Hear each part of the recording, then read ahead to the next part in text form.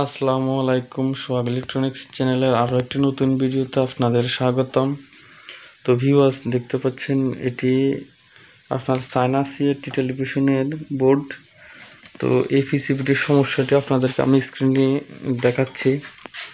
দেখুন, এই প্রবলেমটি আপনার স্ক্রিনের এই দেখতে পাচ্ছেন এক সাইড থেকে র্যাক লাইন আসে ডিসপ্লেতে।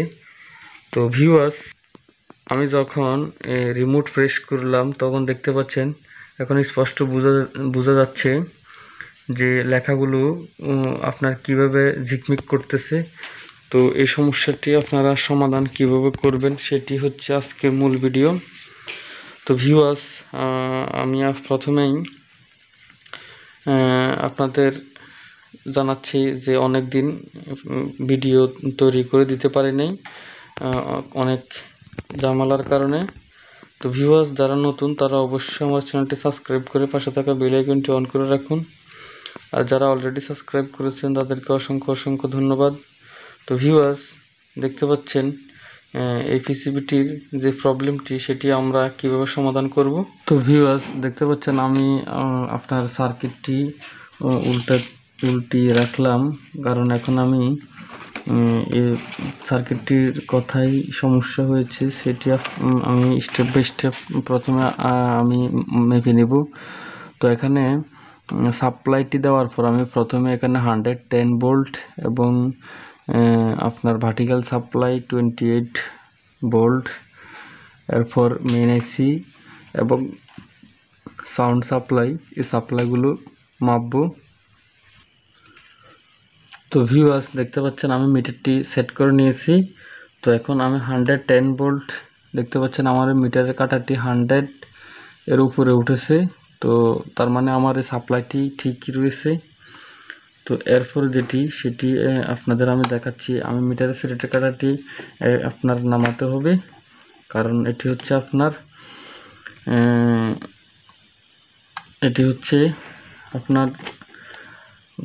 25 থেকে 30 ভোল্টেজ।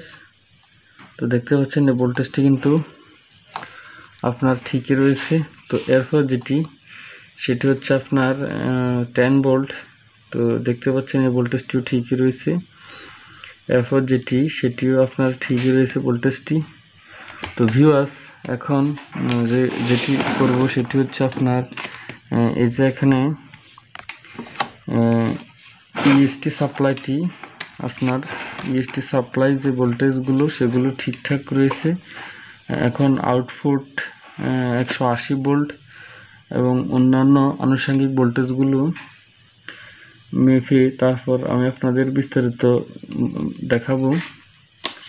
তো ভিউয়ার্স, এখন 180 ভোল্টেজটি আমি যখন মাপতেছি তখন এখানে আমার 180 ভোল্টেজটি কিন্তু ঠিকই রয়েছে। দেখতে পাচ্ছেন এখানে 180 ভোল্টেজ এটি ঠিক রয়েছে। তো ভিউয়ার্স, এখন এই প্রবলেমটি কিভাবে সলভ করব। তো ভিউয়ার্স, এখন এরকম প্রবলেমগুলো সলভ করার জন্য সব ভোল্টেজ কিন্তু ঠিকই রয়েছে।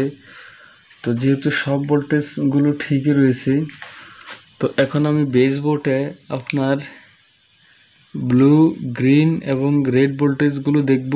দেখতে পাচ্ছেন আমি যখন বেসবোর্ডে ব্লুতে রাখলাম তখন আমার ভোল্টেজটি 100-এর উপর দেখাচ্ছে। তো ভিউয়ার্স, এরপর গ্রিন ভোল্টেজটিও আপনার ঠিকঠাক দেখাচ্ছে। তো ভিউয়ার্স, এরপর যে রেড ভোল্টেজটি সেটিও কিন্তু আমাকে ঠিকঠাক দেখাচ্ছে। এগুলো 100-এর উপরে থাকবে। 180 ভোল্ট এর আশপাশ 150 বা 160 এরকম ভোল্টেজ থাকবে। তো ভিউয়ার্স, এখন আমরা কি করব। তো এই সমস্যার জন্য আমরা এখন এই যে এখানে ফ্লাইব্যাকটি রয়েছে, ফ্লাইব্যাকটি চেঞ্জ করে নিব প্রথমে, কারণ এই ফ্লাইব্যাকটি যখন আপনার সমস্যা হয় তখন এই জাতীয় কিন্তু প্রবলেম হতে পারে। তো ভিউয়ার্স, আমি লাইনটি খুলে নিয়েছি। তো আপনাদের দেখাচ্ছি ফ্লাইব্যাকটি। তো এই ফ্লাইব্যাকটি যখন অনেক দিন চলে, তো ভিউয়ার্স, তখন এই যে এটার ভিতরে কয়েল থাকে, তো এই কয়েলগুলো ঠিকমতো কাজ নাও করতে পারে। তো প্রথমেই এই ফ্লাইব্যাগটি চেঞ্জ করলেই আশা করি এটি ঠিক হয়ে যাবে। তো ভিউয়ার্স, ভিডিওটি শেষ পর্যন্ত দেখার জন্য আপনাদের অসংখ্য ধন্যবাদ।